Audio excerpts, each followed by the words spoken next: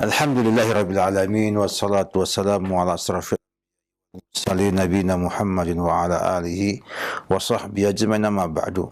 Kaum muslimin pemerhati Roja TV dan juga Radio Roja di mana antum berada, alhamdulillah kita bersyukur kepada Allah Subhanahu wa taala atas kelengkapan syariat Islam ini, atas kesempurnaan agama ini yang menjadi petunjuk bagi kita semua untuk bisa hidup dengan bahagia di dunia sebelum nanti menikmatinya di akhirat.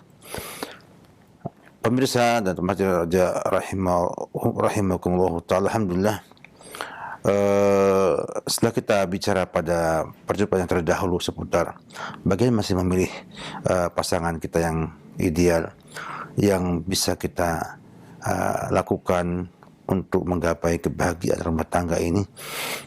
Kemudian juga kita bahas pada waktu itu ya, tentang permasalahan yang lainnya berkaitan dengan melamar, ya, berkhidbah yang merupakan sunnah, ya, hukumnya sunnah, dan memang tidak ada pengaruhnya pada keabsahan pernikahan seseorang. Artinya baik dia itu melamar tidak melamar, ya, tetap saja ya, sah pernikahannya. Mungkin saja ada pernikahan tanpa lamaran, seperti misalnya mendadak ya dia diminta untuk menikah pada waktu itu juga terjadi.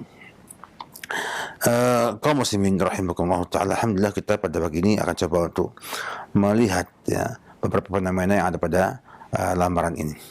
Biasanya bila sang wanita sudah menyetujui atau pihak wali sudah menyetujui lamaran tersebut, maka akan ada pembicaraan antara dua belah pihak untuk menentukan kapan waktu akad nikahnya, kemudian di mana tempatnya, yang merupakan bagian yang tidak bisa dihindari ketika berjumpa dua keluarga untuk membuat sebuah acara resepsi pernikahan.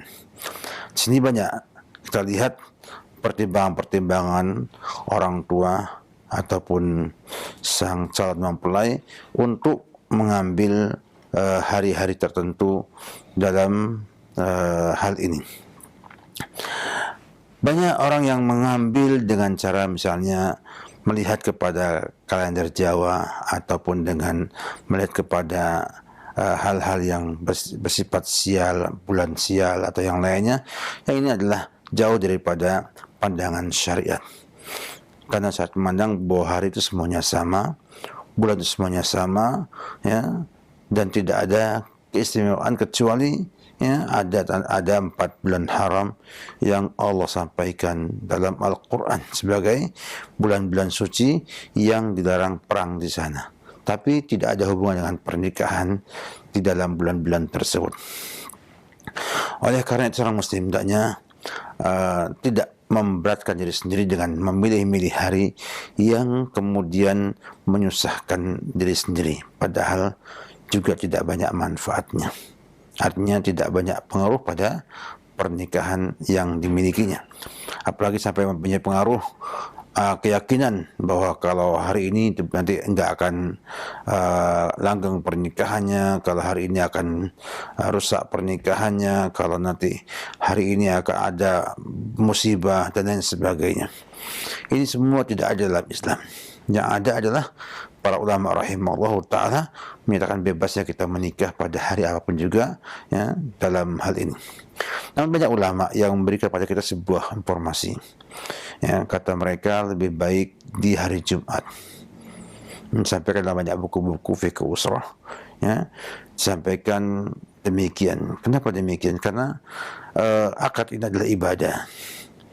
Maka diharapkan kata mereka ada pada posisi hari ibadah. Kita tahu semua bahwa yaumul Jum'ah itu yaumul ibadah, hari ibadah, di mana dulu kala kaum muslimin hari Jumat hari libur ya. Zaman dulu itu Jumat hari libur, semua libur dan semuanya bersiap-siap untuk sholat Jumat. Sehingga sangat pas bila mereka mengambil itu sebagai sesuatu yang diutamakan, karena memang pas hari libur juga, pas hari liburnya mereka di hari Jumat, dan juga pas hari ibadahnya. Sehingga mereka mengatakan yang terbaik adalah di pada asar hari Jumat, ya, lantaran kata mereka di sana ada waktu mustajab doa. Ketika kaum muslimin mendoakan sang pengantin dengan barakallahu laka wa baraka alaika wa jama bainakum fi khairin, itu ngepasi doa di waktu mustajab. Ini alasan sebagian ulama ketika mendahulukan atau menyatakan bahwa lebih baik di hari Jumat dengan dua alasan tersebut. Walaupun tidak ada dalil yang sharih yang jelas tentang keutamaan di hari tersebut, ya.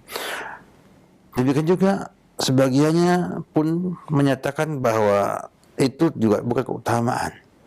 Artinya bebas saja. Yang penting bagaimana mudah bagi kedua mempelai untuk menikah dan juga undangan bisa hadir di waktu itu. Ya, pertama, hari Jumat adalah hari libur mereka.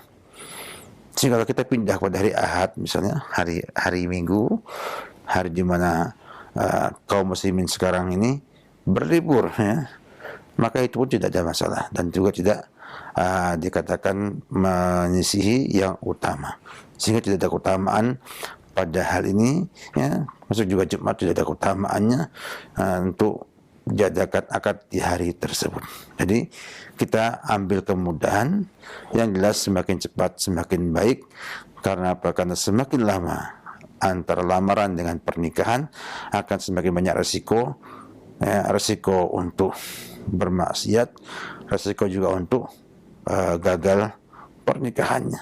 Karena banyak orang yang sudah sepakat untuk menikah akhirnya gagal menikah karena terlalu lama jarak antara lamaran dengan pernikahannya.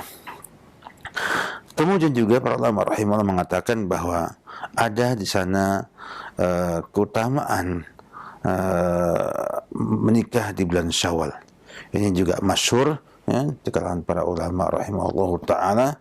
Namun, ya, mereka mengambil keutamaan ini dari hadis Nabi Muhammad SAW bahwa Aisyah itu mengatakan zawwajani Rasulullah SAW fi Syawal wa banabi fi Syawal wa kanat Aisyah tastahibbu ayyabni binisaiha fi Syawal. Ya. Bahwa Nabi itu menikahi aku di bulan Syawal dan tinggal bersamaku di rumah di bulan Syawal. Dan Aisyah menganggap bagus atau mendahulukan dalam bina dengan para istrinya itu di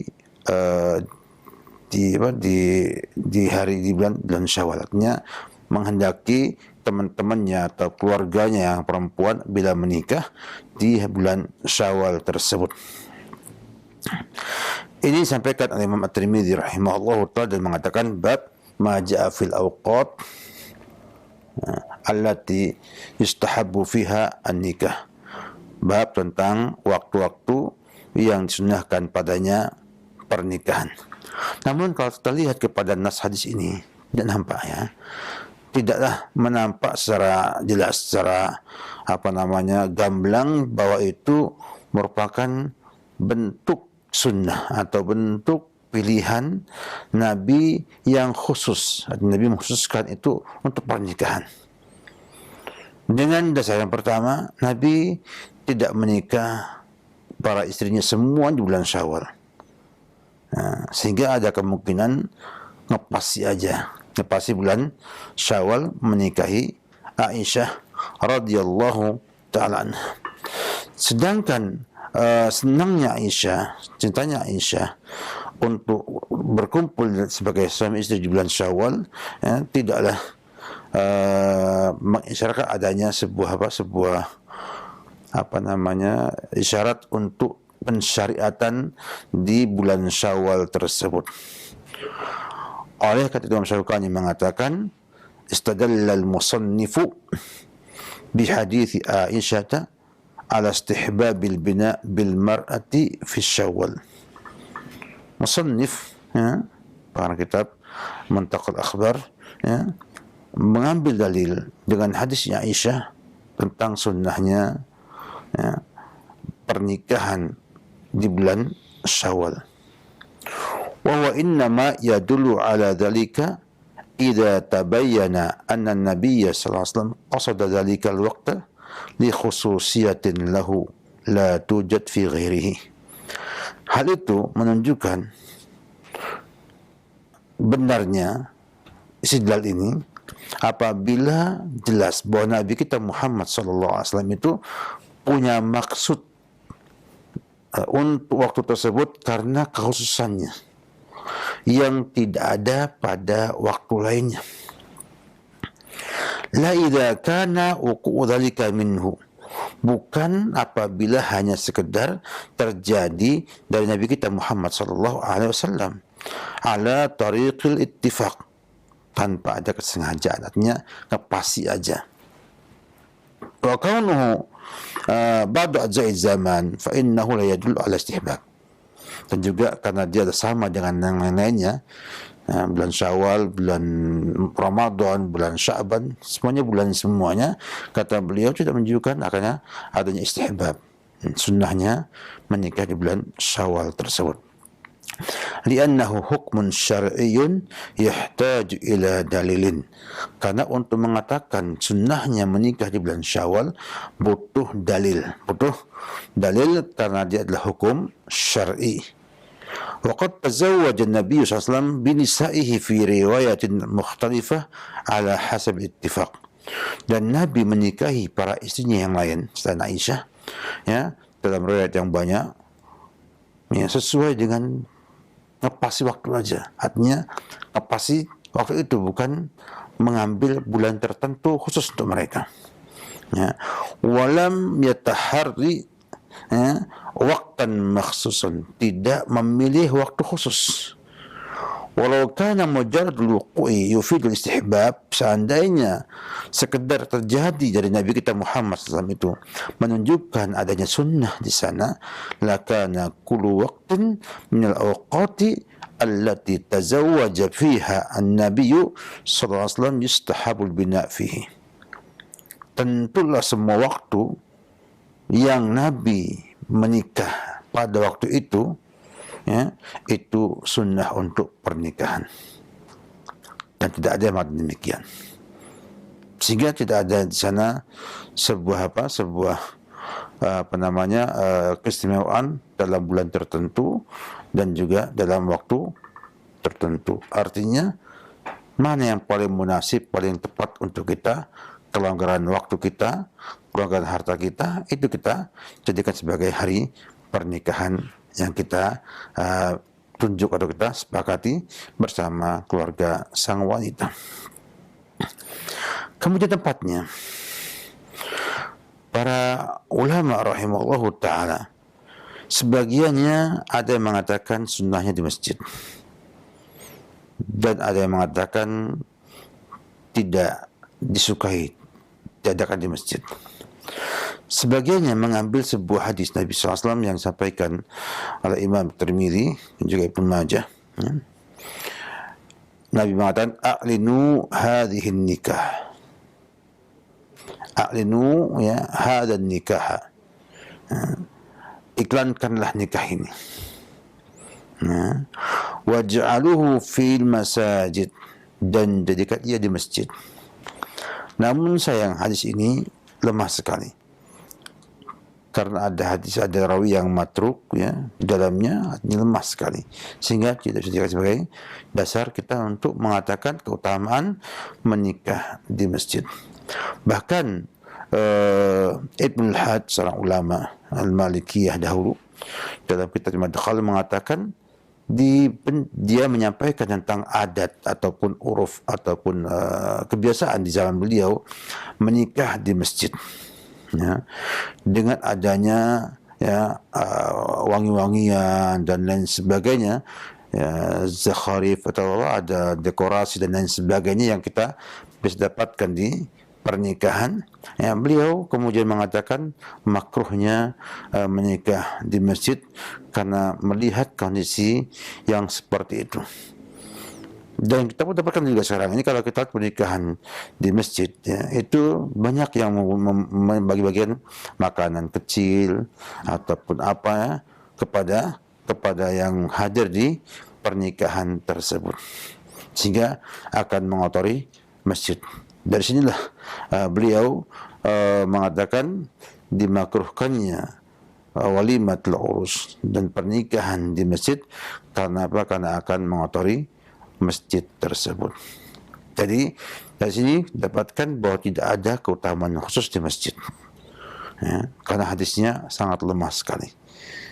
Oleh karena itu tidak ada sama sekali keutamaan kita ngadakan akad nikah di masjid atau kita ngadakannya di Mekah, di Ka'bah misalnya, yang untuk pernikahannya, atau di Masjid Haram atau Masjid Nabawi, tidak ada sama sekali.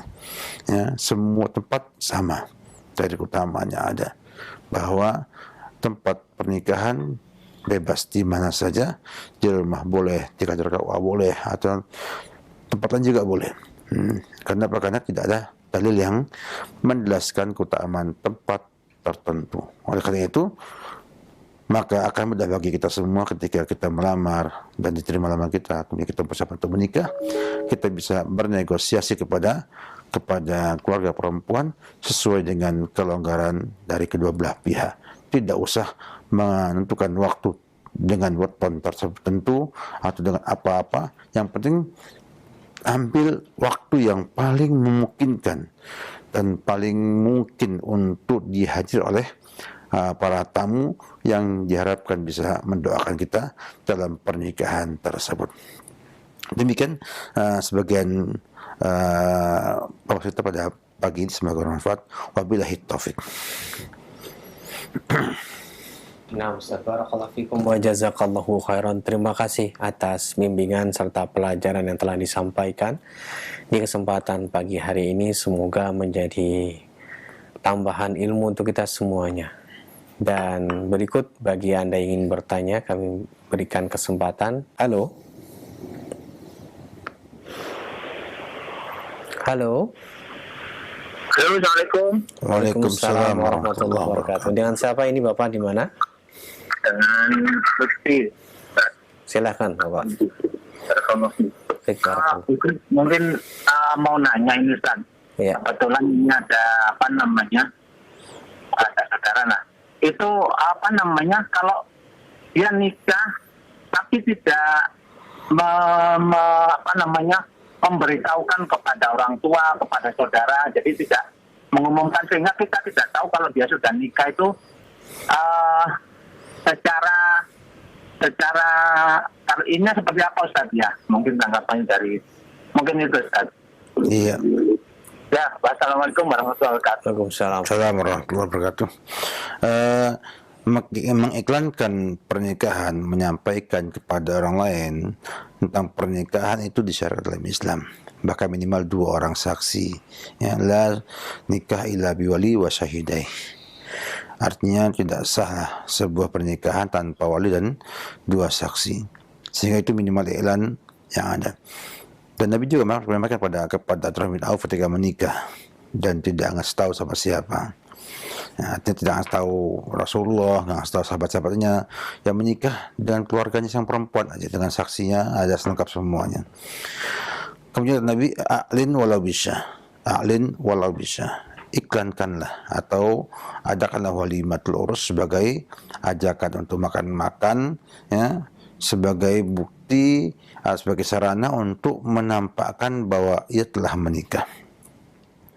Sehingga disunnahkan kita untuk membuat walimatul urus. Tapi yang wajib adalah iklan dalam artian, ya, ada saksi yang menyaksikan pernikahannya tersebut. Sehingga kalau misalnya ada seorang yang tidak memberitahu keluarganya, tidak memberitahu juga kerabatnya tentang pernikahannya, ya pernikahannya sah selama ada saksi, ada wali, ya, dalam hal ini. Cuman dia tidak mengamalkan sunnah, ya, untuk walimatul urus tersebut, atau dia sudah adakan walimatul urus dengan keluarga istrinya saja tanpa mengundang keluarga dia, ini pun tidak masalah. tidak masalah dalam artian secara hukum Islam. Namun secara uruf, secara kebiasaan kita, secara hubungan kekeluargaan, hubungan akhlak mulia, ini kurang bagus. Kenapa demikian? Karena tak khawatir banyak efek-efek lainnya. Misalnya, bila dia membawa perempuan, ya, maka ke rumahnya atau ke ke famili dia, dan orang nggak tahu itu istrinya dia, ya, dikira dia apa, berpacaran atau membawa perempuan yang nggak jelas. Yang kedua, tentunya sambutan orang tua pun berbeda ketika dia tahu dengan dia belum tahu sebelumnya.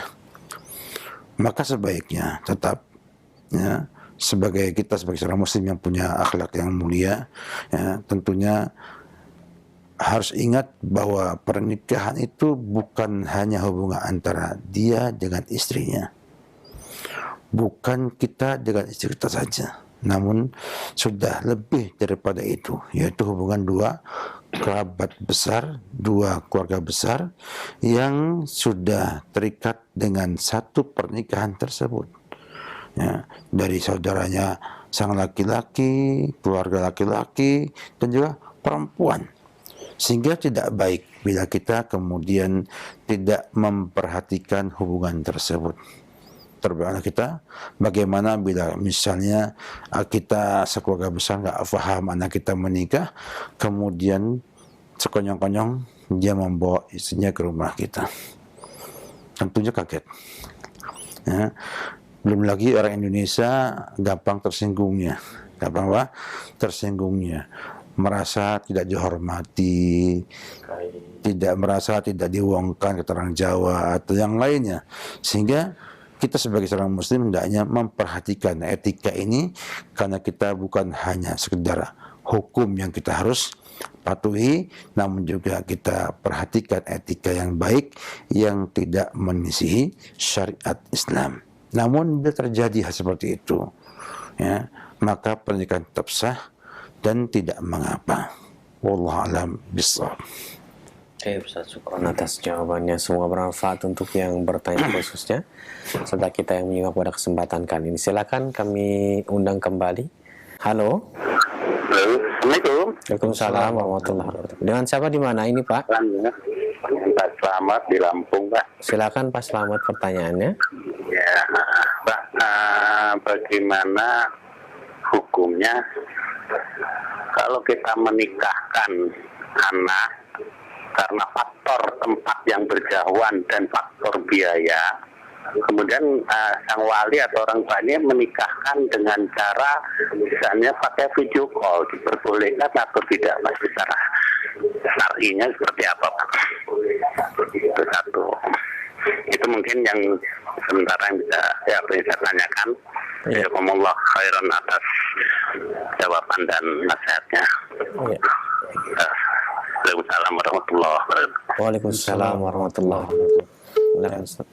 Memang pada asalnya pernikahan itu kan tatap muka, ya. Offline itu adalah hal yang utama. Kenapa? Karena offline itu akan menampilkan sebuah keridhaan yang lebih ketimbang online. Dalam artian, ya, kalau offline itu kan ada rasanya, ya, beda, ya. Ada apa? Ada rasa duduknya dan lain sebagainya, itu kan istimewa. Artinya wali pun sepele, ya, tapi kadang-kadang wali ketika menikahan itu kan ada perasaan gimana, terharu dan lain sebagainya. Itu ada di offline, lebih ketimbang di online, ya. Sehingga jelas dari sini bahwasanya pada asalnya pernikahan itu adalah offline, itu yang lebih utama. Namun bila ada kendala satu atau dua hal lainnya, seperti biaya atau jarak yang jauh, anaknya nikah di Saudi Arabia, orangnya di sini mau pergi ke Saudi Arabia nggak mudah, ya. Belum visanya, belum tiketnya, tiketnya ada, kadang visanya nggak ada. Belum lagi dulu visa hanya untuk Mekah, Madinah aja, mungkin jadi di tempat yang lainnya. Sekarang enggak, sekarang alhamdulillah dengan tiket kita visa umroh bisa ke Riyadh, bisa ke mana-mana di Saudi Arabia. Nah, di sini ada namanya alat yang cukup hebat. Dulu ada teleconference, sekarang ada video call, sekarang ada banyak ya, banyaklah media yang bisa kita jadikan sebagai sarana. Ada Zoom, ada Google Meet dan lain sebagainya, untuk menjadikan kita yang terpisah jauh seperti satu majelis. Ya, yang jauh itu kayak satu majelis, sehingga para ulama rahimahullah telah dewasa ini banyak yang memandang ini sebuah kemudahan untuk mereka yang punya masalah seperti itu, dan hukumnya sah selama jelas ya, yang menikah adalah walinya dan kedua mempelai tahu ya adanya akad tersebut. Ya, boleh ya, dengan akun yang ada, dengan Zoom boleh, dengan call juga boleh, dengan video call juga boleh. Yang jelas mereka itu sama-sama tahu adanya akad tersebut dengan jelas. Karena sekarang ini online dan offline itu sekarang hampir sama. Hampir sama, artinya tidak ada lagi penipuan-penipuan yang terjadi karena mungkin kalau suara orang lain bisa ngomong dengan suara yang kita miliki, ya. Kalau pakai telepon ada kemungkinan apa? Suara itu orang lain yang menirunya. Itu sekarang nggak ada gambarnya, ada gambarnya, tahu itu adalah bapaknya yang menikahkan dia di situ. Dan insya Allah sah dan tidak mengapa menggunakan alat-alat itu untuk pernikahan. Wallahu a'lam bishawab. Baik, Ustaz, syukran atas jawabannya. Selanjutnya kami bacakan dari pesan singkat di pertanyaan saudara kita Romi di Medan. Assalamualaikum Pak Ustadz. Saya mau bertanya bagaimana hukumnya kalau kita menikah dengan tidak memberitahu orang tua dari istri dan juga tidak memberitahu istri sah saya. Kami sudah nikah di bawah tangan. Terima kasih Ustaz. Menikah di bawah tangan, iya, sudah menunjukkan ketidakbenarannya. Iya. Enggak. Ada katanya jual beli di bawah tangan. Apalagi yang bawah tangan itu banyak. Ya? Iya. Nah, ini ada pernikahan di bawah tangan. Ini berbahaya sekali. Jadi, ikhwatifillah, bila Anda ingin berpoligami, jadilah laki-laki. Ya, jadilah apa? Laki-laki yang siap menerima semua risiko yang ada. Jangan kita itu menikah yang kedua tapi nggak mau tahu resikonya. Ya, berani berbuat nggak mau tahu resikonya, itu keliru. Yakinlah bila Allah kehendaki Anda bisa berpoligami, Anda sembunyi nggak sembunyi akan mampu dan bisa. Jangan meyakini yang nggak pasti. Takut dimarahi istri, takut istri akan marah, akan ini, akhirnya apa? Sembunyi-sembunyi. Ya. Jangan demikianlah. Kita sebagai Muslim itu punya iman sama Allah Subhanahu Wa Taala, punya yakin sama Allah Subhanahu Wa Taala. Bila kita mampu dan yakin mampu untuk berpoligami yang normal.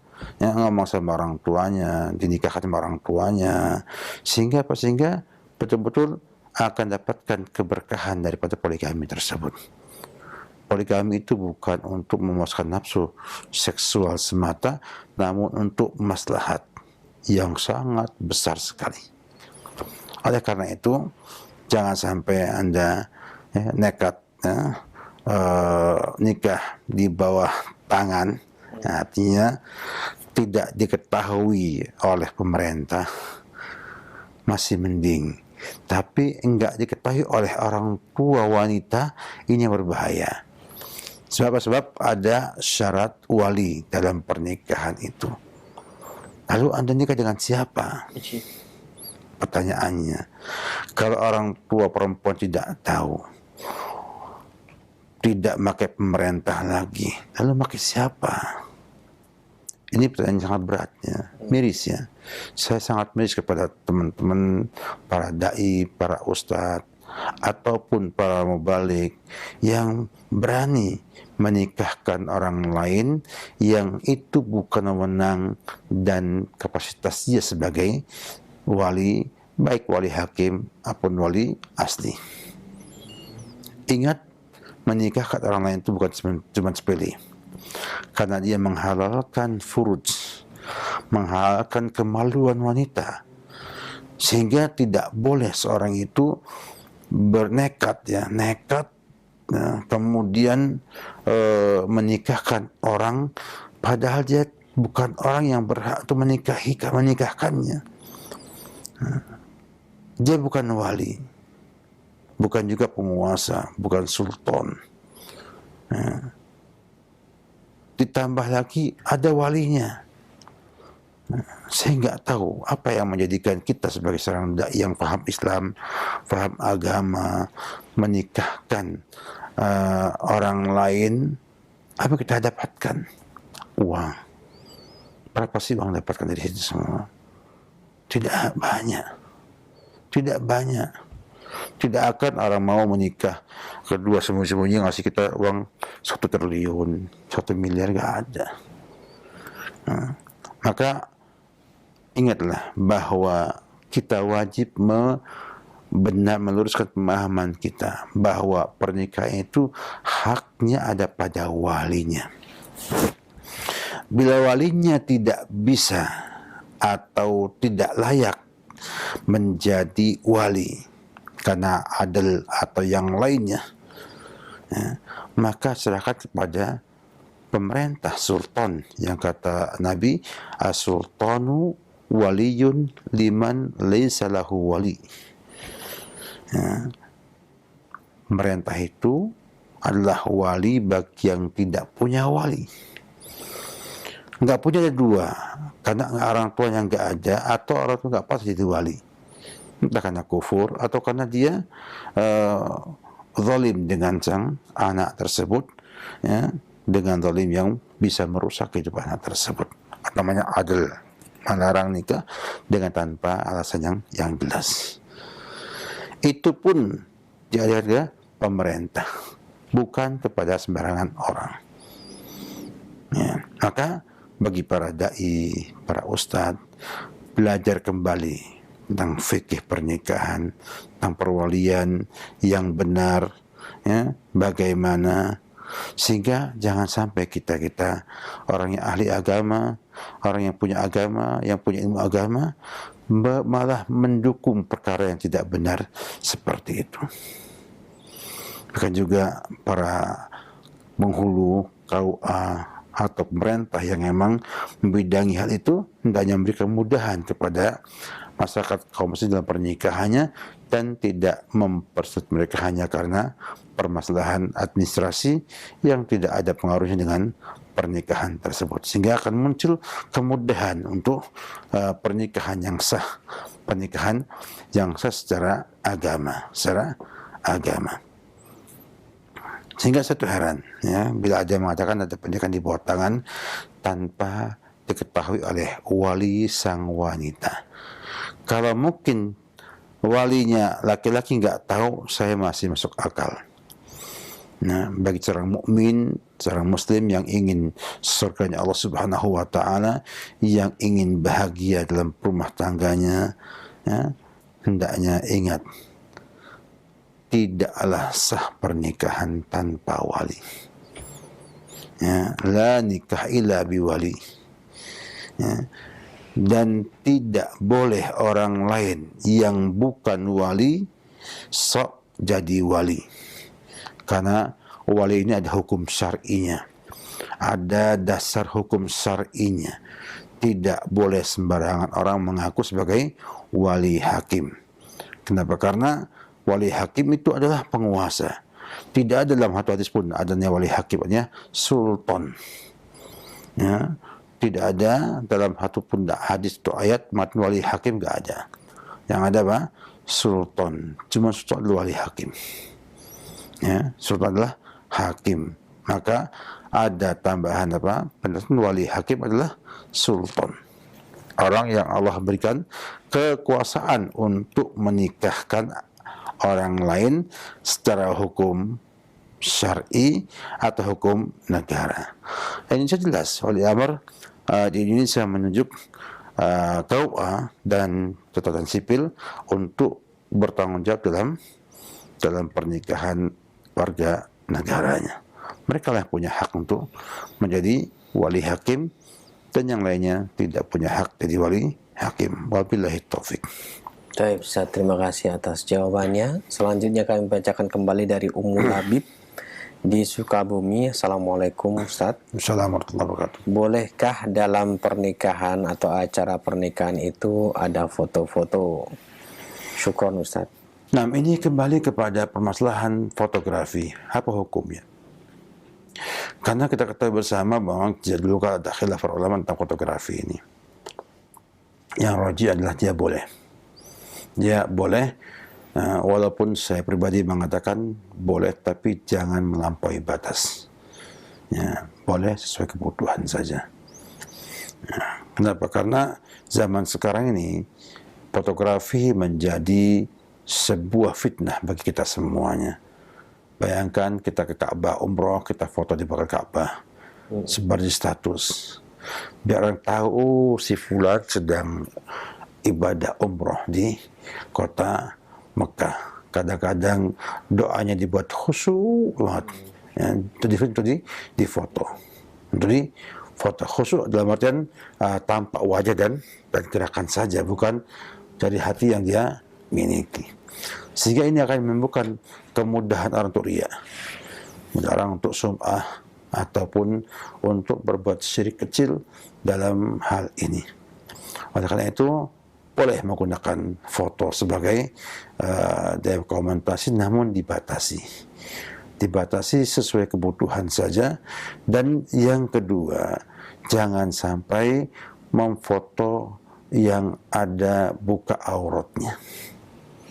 Karena khawatir yang akan lihat bukan hanya suami istri, namun juga orang lain, temannya atau yang lainnya. Bahkan sebagiannya disebar di status pernikahannya. Dan juga penggunaan video. Dalam pernikahan pun sama. Ya, kalau diusahakan jangan sampai memvideo yang ada buka-buka auratnya atau menampakkan kecantikan orang lain. Tidak mesti orang yang melihat video ya, pernikahan tersebut tidak ingin dengan sang perempuan tersebut. Jangan-jangan dia ingin akhirnya dia bisa mensihirnya atau yang lainnya. Dan kita ketahui bersama bahwasanya di dunia ini sihir belum hilang. Dan banyak orang yang nakal menggunakan sihirnya dari foto atau dari video yang ada. Maka hati-hatilah. Ya, gunakan semua itu sebatas kebutuhan saja. Jangan melampaui batas yang ada. Wallahu a'lam bishawab. Nah, terima kasih atas jawabannya. Sebelum kami akhiri, mohon Ustaz memberikan isi tambahan dari Ustaz. Saya mengajak pada hadirin sekalian, para pemirsa Roja TV, juga pemerhati Roja, ya. Kita berharap pada antum semuanya doa kepada Allah Subhanahu Wa Taala ya, atas musibah yang menimpa Indonesia ini, yang banjir, ya, yang semalam kebakaran di Jakarta Utara. Semoga Allah Subhanahu Wa Taala memberikan ampunan dan rahmatnya kepada yang meninggal dunia, dan memberikan pada yang sakit kesehatan, yang kena musibah, bantuan dan juga rahmatnya serta hidayahnya, agar kita semua semakin yakin bahwa Allah itu maha kuasa. Bila punya kehendak, tidak ada yang mampu menolaknya. Kita hanya hambanya yang harusnya taat kepada Allah Subhanahu Wa Taala. Yang kedua, marilah kita banyak bertobat kepada Allah Subhanahu Wa Taala, banyak bertobat kepada Allah Subhanahu Wa Taala.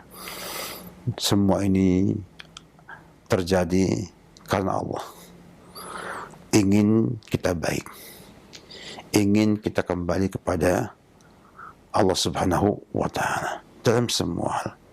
Maka marilah banyak taubat Allah Subhanahu wa taala, dan mari kita semua semakin semangat untuk belajar agama, semakin semangat untuk mengamalkan agama. Semoga itu Allah akan melimpahkan rahmatnya dan memberikan keberkahan pada kita semua dalam kehidupan ini. Demikian syukur, terima kasih kepada teman-teman di Roja, Studi Roja yang sudah Masya Allah berupaya maksimal untuk menyampaikan yang terbaik yang mereka mampu, dan berusaha juga untuk memudahkan kita semua untuk berinteraksi dalam forum yang mulia ini. Semoga Allah Subhanahu memberkahi mereka dan juga memberkahi semua yang terlibat dalam acara ini dengan keberkahan dan juga dengan pahala yang berlipat ganda. Mohon maaf kekurangan yang ada. Wabillahi taufik. Salam Muhammad wa ala alihi wa sahbihi wasallam.